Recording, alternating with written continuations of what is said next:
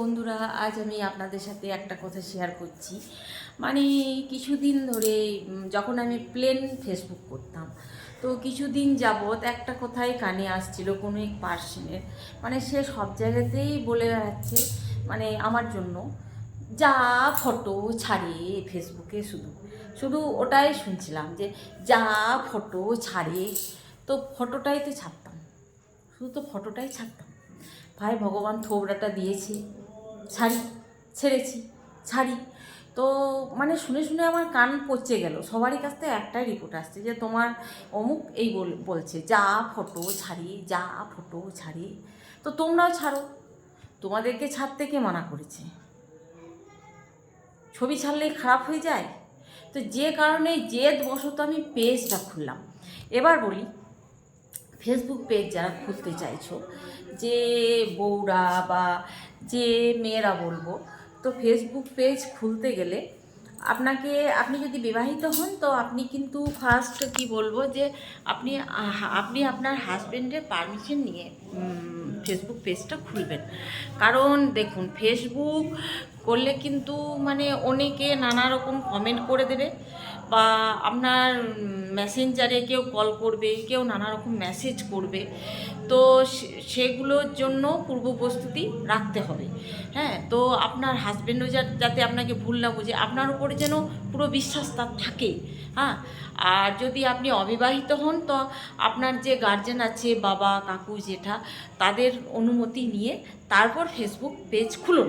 হ্যাঁ, আর আমি বলবো যাদের সন্দেহবাতিক স্বামীরা আছেন, যদি আপনার ওয়াইফ ফেসবুক পেজ খুলতেই চায়, মেয়েরা দেখবেন করোনা প্রাককালে মেয়েরা কিন্তু মেয়েরা নিজেদেরকে সাজতে ভালোবাসে, সাজাতে ভালোবাসে। করোনা প্রাককালে কিন্তু মাস্ক পরে থাকতো সবাই, কিন্তু তা সত্ত্বেও মেয়েরা কিন্তু লিপস্টিক লাগাতো।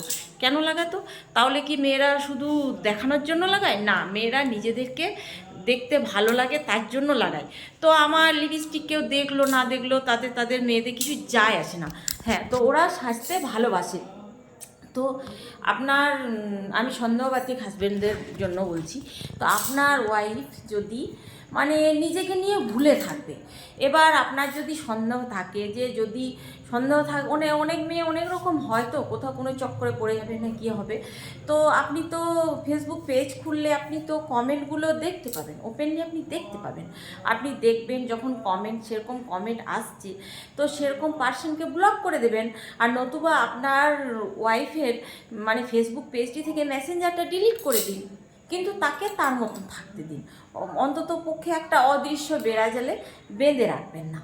এবার আমি বলবো যে ফেসবুক পেজ যারা খোলে, তারা কিন্তু সবসময় ব্যস্ত থাকে। তারা ফেসবুকটিকে একটা নির্দিষ্ট টাইমের জন্য তারা অনলাইন আসবে, অনলাইন এসে ফটাফট পোস্ট করার থাকলে পোস্ট করে দেবে।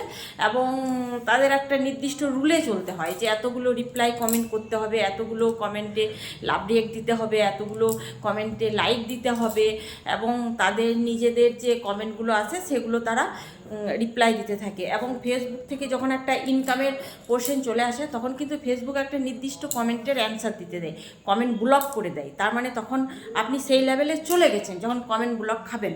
তো তার জন্য তারা ফেসবুক পেজটা খুলে।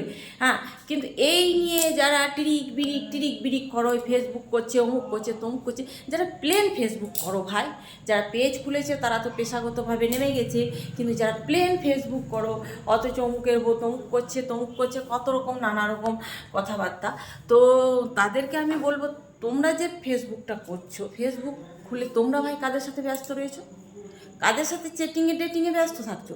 যে কারণে কারো জন্য মন্তব্য করার আগে 10বার ভেবে নেবে, যে ঢিলটি মারলে কিন্তু পাটকেলটি খেতে হবে, ইট মারলে পাথর খেতে হবে। তো এইসব আজে বাজে মন্তব্য ছেড়ে, ফেসবুক একটা সুন্দর প্ল্যাটফর্ম।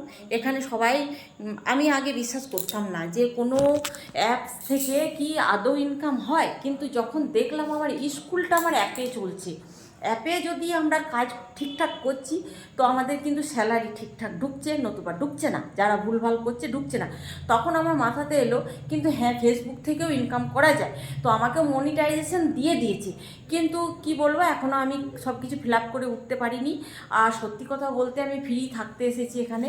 তো যে পয়সার যাই হোক একটা ছোটোখাটো জব করছি, হ্যাঁ, ভগবানের কৃপায় সে অভাবটুকু নেই, তো যে কারণে অত চাহিদাটাও নেই, কিন্তু আমাকে মনিটাইজেশন দিয়ে দিয়েছে। নিশ্চয়ই আমার থোবড়াটা দেখে দিয়ে দেয়নি।